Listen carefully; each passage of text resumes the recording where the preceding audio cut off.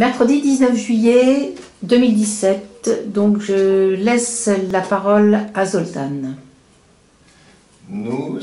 Alors,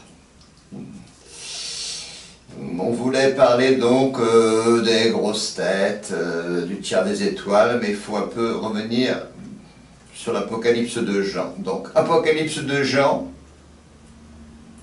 à la façon des libellules.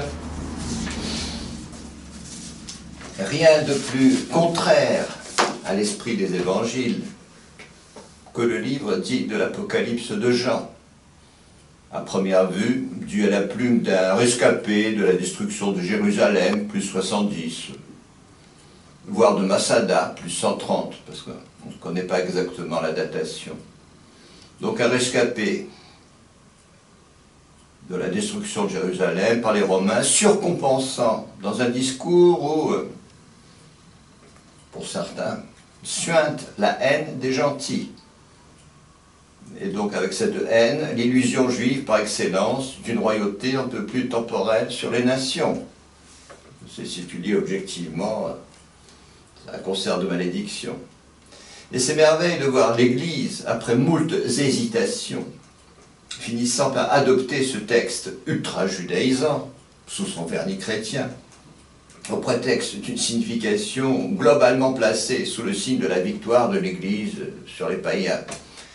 Nous disons bien globalement, puisque le livre tant vanté commence par houspiller, pour ne pas dire maudire, les 7 églises, pour embrayer sur les 7 sceaux, mais dans une lecture qui, au prétexte de révélation visionnaire, brouille et partant rend comme inintelligible l'essentiel, à savoir la structure que l'on qualifiera a posteriori, au XIIe siècle, de séphirotique,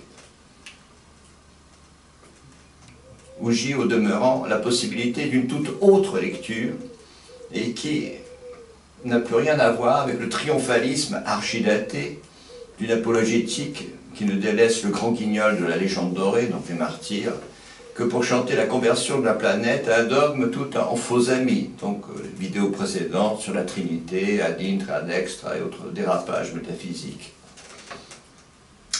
Donc, la lecture essentielle, c'est le retour en force d'un rationalisme, ce marxisme de la bourgeoisie, selon la formule de Powell. Et, avec ce rationalisme, l'émergence, entre le XVIIe et le XVIIIe siècle européen, de la formidable science expérimentale, et donc de l'État redevenu Dieu. C'est une lecture qui se déduit immédiatement du nombre de la bête, ramené à ce 8e roi, qui pourtant fait partie des 7, comme précise l'ange, dans une sobriété qui contraste douloureusement avec le délire midrashique qui fait le gros du texte. Mais au fait, quel rapport entre la structure séphirotique, avantageusement remplacée par la croix à triple traverse, dite des papes, structure hermétique ordonnée à la réalisation des mystères, et le délire prophétique tout en événement.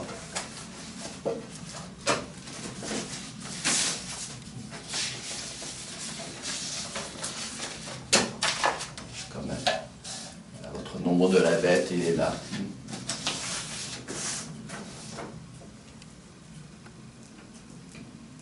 Donc, quel rapport entre une structure qui est intemporelle, enfin, on l'a fait comme ça, c'est beaucoup mieux que le délire séphirotique, c'est très précis. Et les événements, pourquoi il y a tellement d'événements? La réponse, pour ne pas changer, ne s'obtient qu'en recourant aux doctrines hindoues, à savoir, et en chaque être humain, pour simplifier, chaque être, le rapport entre les 7 sceaux et les 7 mondes, en plus précis, les 7 terres et les 7 cieux. Donc le subjectif et l'objectif.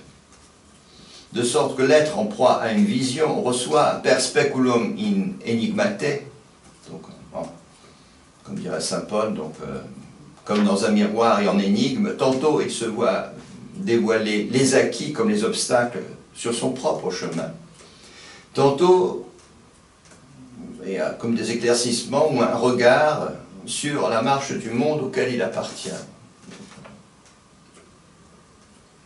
Alors ce regard, cette ouverture, bon, en arabe c'est la racine fataha, n'est-ce pas? Comme Fatiha. Bon, alors ça peut aller de Madame Mirza, qui peut très bien avoir le pouvoir de télévision, donc elle peut voir du visible. Ça peut aller à l'allumé, qui perçoit bien de l'invisible, mais dans un tel foutoir que ça n'a plus aucune importance. Enfin, il y a le mystique, qui est ravagé de dogmes, et il y a la secte plus ou moins douée. Donc, il y a ce qui... Car pour entrer une donnée relevant du vrai Ibn Arabi, la capacité intellectuelle à déchiffrer une vision est soit inférieure, soit égale, soit même supérieure au phénomène visuel ou sonore. Bref, le symbolisme de la fraction directement issue du trait du point déjà examiné. Donc, le symbolisme de la fraction, ça c'est les êtres qui sont dans le visible, et ça c'est l'invisible. Bon, après il y a tout ça. Un très beau dessin. Bon, ça c'est de l'arabe. Pas grave. Bien entendu, dans l'Apocalypse de Jean, celui-ci est littéralement submergé par sa vision, dont le numérateur va chercher dans les milliers, alors que le malheureux, quant à sa capacité propre, dépasse au dénominateur tout juste quelques dizaines. Toutefois, et dans le texte qui nous occupe, il faut considérer que l'action d'un ange ne se contente pas de réordonner la mémoire individuelle, qui commence à la naissance et se clôt avec le déracinement du roseau pensant. Mais en fait, l'ange plonge son épée ou son alif ou son vave dans la mémoire ancestrale, chez les Sémites hantés de tous les hauts faits et méfaits des Babyloniens. Voilà, donc en arabe, la lettre verticale c'est alif. En hébreu, ce sera vav, n'est-ce pas? Alors cette lettre, elle plonge. Alors sur ce plongeon,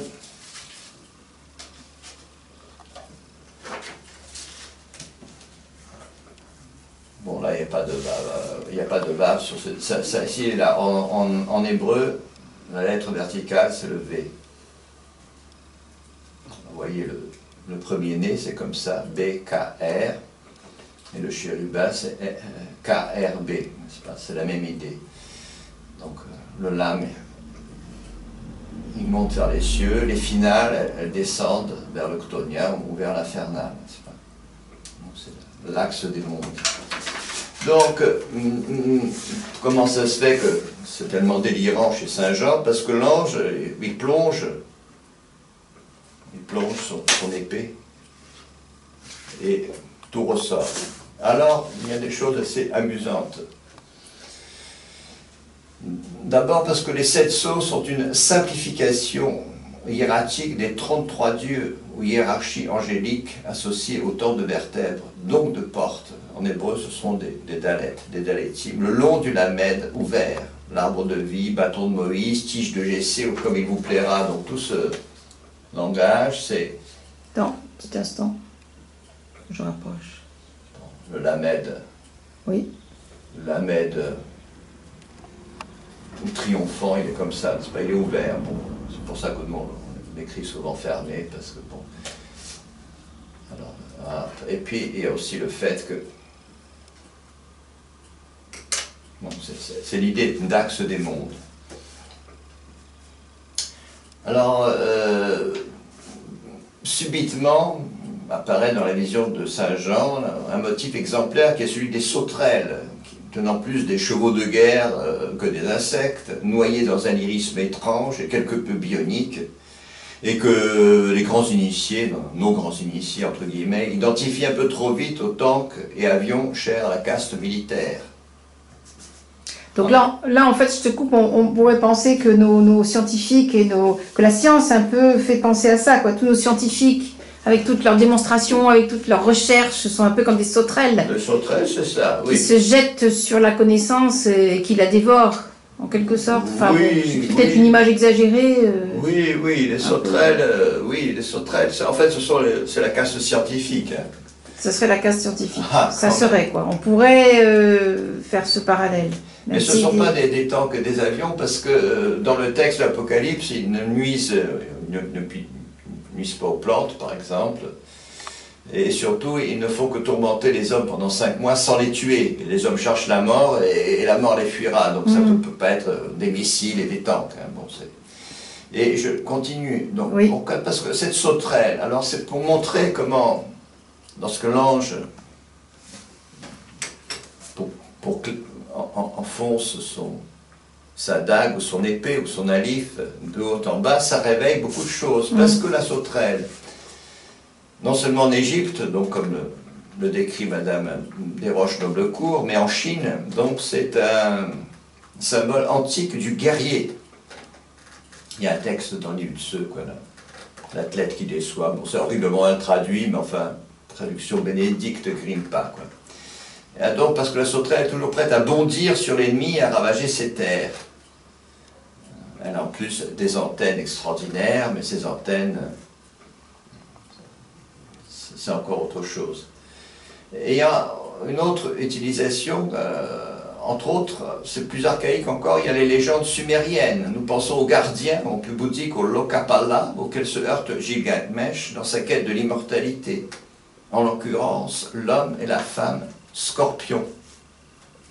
Alors ça, c'est assez extraordinaire, l'homme et la femme scorpion. Alors, nos petits dessins, bon, alors il y en a... Je vais rapprocher. Bon, alors, on a fait ça.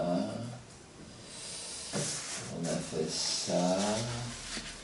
Là, il y a un troisième. Alors, je ne sais pas comment on peut les avoir, tous les trois. C'est très, très difficile.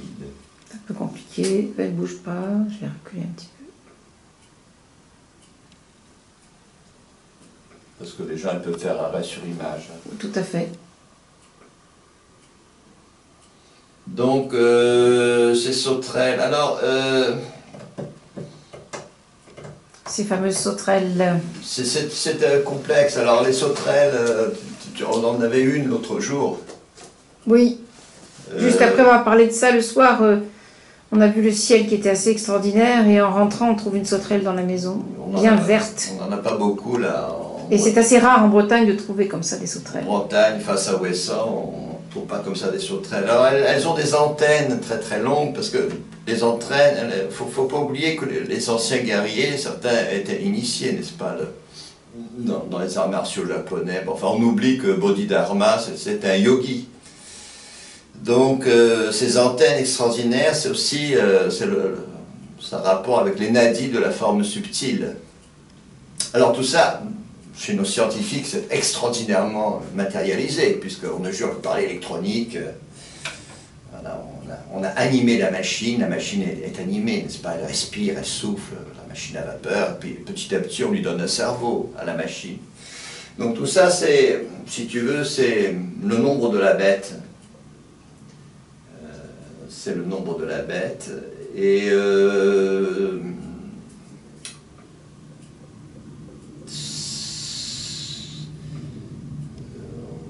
ça donne des choses très compliquées à débrouiller. Par exemple, à un moment donné, ça donne la franc-maçonnerie. Alors la franc-maçonnerie, elle est entre le nombre de la bête et le roux-dragon. Le roux-dragon, parce que du fait même qu'il est roux, c'est pas un vrai dragon, donc c'est une parodie. Donc la Guénon, évidemment, s'est plantée d'une façon extraordinaire. Peut-être ça ferait un sujet d'une autre... C'est un autre sujet. Un autre sujet.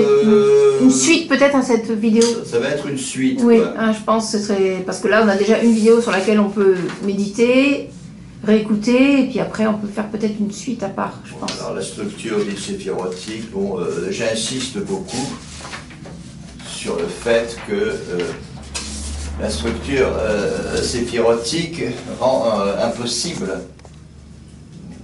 de comprendre, quand on fait la croix à triple traverse, le discours de l'ange, il est parfaitement clair. Quand on va chercher la structure séphirotique, c'est une telle bouillie qu'on ne trouvera rien, pour l'excellente raison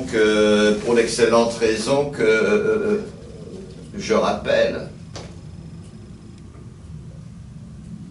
pour comprendre pourquoi ce 8e roi, qui est l'intelligence rationnelle, fait partie des 7, donc c'est par dédoublement, tu dois partir de ce symbole. Parce que dans le système séphirotique, ce Granti, ce Dalet, qui est au nombril, celui-là qui est à la gorge, Granti, donc un Dalet, celui-là qui est situé au 3e œil, ils sont absents. Donc c'est impossible de lire le livre d'Apocalypse à partir de la structure séphirotique. Par contre, c'est parfaitement clair quand tu rétablis le symbole du reste qui devait être connu des prophètes de l'Ancien Testament. Enfin, un Ancien Testament tellement ancien que les Juifs n'ont plus rien à voir avec, quoi. Ils peuvent toujours s'imaginer qu'ils font de la Kabbale, quoi. Mais c'est de l'imagination. Alors c'est assez extraordinaire. Écoute, on a commencé à 20, il est 36, on peut avoir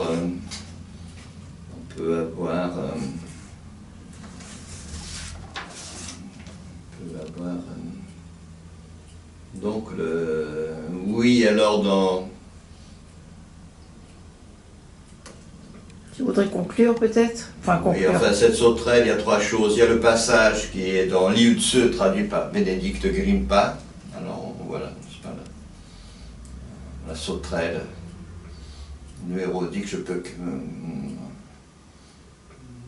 il y a un passage assez intéressant, vous allez le lire et vous comprendrez un peu mieux, quoi. Et il y a surtout, oui, l'homme et la femme scorpion. Alors, la science moderne, des progrès médicaux extraordinaires, bon, notamment grâce au curare, n'est-ce pas? Parce que sans le curare, nos chirurgiens, hein, bon.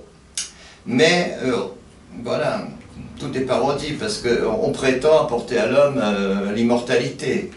Or, dans la légende sumérienne, l'homme et la femme scorpion sont les gardiens d'une défilé qui mène, évidemment, en plus, Gilgamesh n'arrivera pas à ses fins. Alors écoute,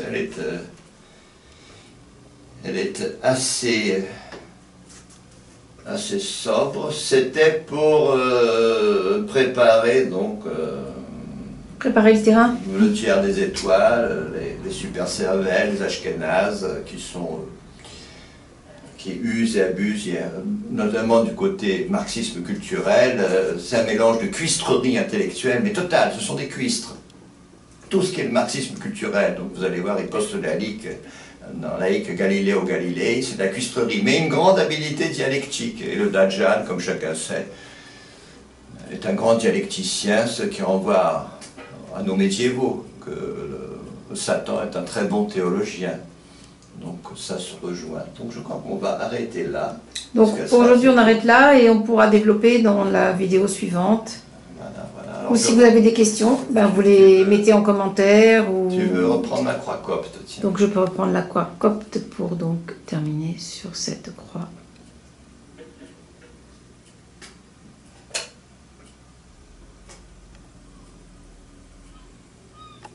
Voilà.